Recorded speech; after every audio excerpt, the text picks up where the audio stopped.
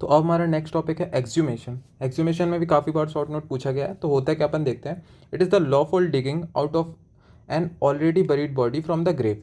Grave या फिर कहीं भी दफन बॉडी जो पहले जिसकी ऑटोप्सी नहीं हुई है उसको निकालना, वो भी कानूनी तौर पे उसको बोलते हैं अपन exhumation. It is the lawful digging out of an already buried body from the grave. ठीक है, कब करेंगे? It is a situation where a previously buried dead body is dug up अनअर्थड।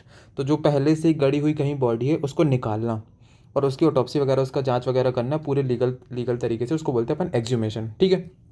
Involve a body of any age, कोई भी age group की body हो that was not originally autopsied for some reason must be exhumed for an autopsy. है ना, कुछ भी reason हो जिस वजह से भी अपन को उस डेड बॉडी को निकालना हो जो कि पहले से अर्थ के अंदर है, तो उसे अपन बोलेंगे एक्सह्यूमेशन। ठीक है, क्या रीज़न हो सकता है कि जब अपन एक्सह्यूमेशन कर रहे हैं? दो टाइप के केसेस, क्रिमिनल केसेस या सिविल केसेस में। Criminal cases for establishing cause of death in suspected homicide disgraced as suicide, मतलब कि कोई ऐसा केस जिसको सुसाइड बोला गया कि मतलब इसने सुसाइड किया है और उसको बरी कर दिया गया, पर बाद में किसी ने केस किया कि नहीं इसने सुसाइड नहीं किया है, इसका होमिसाइड है, मतलब इसको किसी ने मारा है। तो उसके प्रॉपर पूरी डेड बॉडी को निकाला जाएगा और उसका पता लगाया जाएगा कि कॉज ऑफ डेथ क्या था, तो उस केस में हो सकता है। फिर death as result of criminal abortion and criminal negligence, इस रीज़न से भी। क्रिमिनल केसेस में जैसे इंश्योरेंस क्लेम करने के लिए कि उसकी जो डेथ है वो एक्सीडेंट से हुई है कि किससे हुई है। ठीक है। बरियल ऑफ रॉन्ग बॉडी मतलब सही बॉडी और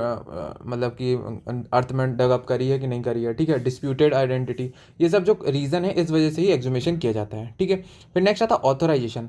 ऑथोराइजेशन जो होता है एक्सह्यूमेशन का सिर्फ फर्स्ट क्लास मजिस्ट्रेट दे सकता है, कोई भी पुलिस वाला नहीं दे सकता। तो ऑथोराइजेशन किसके पास होता है? फर्स्ट क्लास मजिस्ट्रेट के पास होता है। ठीक है। फिर नेक्स्ट आता है प्रोसीजर कि कैसे करते कैसे हैं एक्सह्यूमेशन की प्रोसेस करते कैसे हैं। तो exhumation should be started during the morning hours of the day. एकदम सुबह सुबह स्टार्ट करते हैं कि कोई भी उसमें दखलंदाजी ना आए कि अगर रात के टाइम में कर रहे हैं तो कुछ भी दिक्कत हो सकती है, तो अपन एकदम मॉर्निंग आवर्स में करेंगे और डे टाइम तक उसको ख़त्म करना है। ठीक है। एक्सह्यूम्ड अंडर सुपरविजन ऑफ, तो एक्सह्यूमेशन में कौन कौन होगा? सुपरविजन किसका? मजिस्ट्रेट होना चाहिए। ठीक है, प्रेजेंट वहाँ पर मजिस्ट्रेट प्रेजेंट होने चाहिए। फिर मेडिकल ऑफिसर या डॉक्टर वहाँ पर एक होना चाहिए और पुलिस, ये तीन लोग वहाँ पर होने चाहिए एक्सह्यूमेशन के टाइम पे। ठीक है। फिर एक्सह्यूमेशन में क्या करते हैं? जहाँ से बॉडी को डगअप करना है या फिर जहाँ से बॉडी निकल रही है वहाँ से 6 सॉइल सैंपल लेते हैं, anterior, posterior, superior, inferior, right and left, ये 6 सॉइल सैंपल लेते हैं और एक कंट्रोल सॉइल सैंपल लेते हैं जो कि वहीं पास का होता है। ठीक है।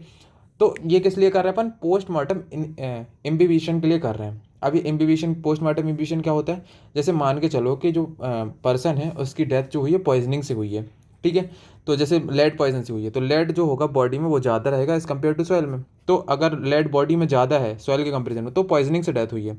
पर अगर मान के चलो ऑलरेडी ही लेड ज़्यादा है सॉइल में, अरे छोड़ो, ये मानो कि अगर अपन ने जांच करी और अपन को बॉडी में लेड का अमाउंट मिला तो अपन को लगेगा कि पॉइजनिंग है ना। पर अगर मान के चलो आसपास सॉइल से वो लेड सॉइल में जो ज़्यादा प्रेजेंट हो पहले से और उससे बॉडी में आ गया हो तो ऐसा भी हो सकता है। ठीक है। तो अपन वो करने के लिए पोस्टमार्टम इम्बिबिशन है कि पॉइजनिंग है उसको करने के लिए तो अपन सॉइल लेते हैं और बॉडी लेते हैं। अगर बॉडी में वो पॉइजन का अमाउंट ज़्यादा है तो मतलब पॉइजनिंग है, और अगर सॉइल में ज़्यादा है और बॉडी में कम है तो मतलब पोस्टमार्टम इम्बिबिशन है। ठीक है, समझ गए? सॉइल से गया है तो पोस्टमार्टम इम्बिबिशन और पहले से ही उसको पॉइजन दिया गया है तो पॉइजनिंग ही है। ठीक है।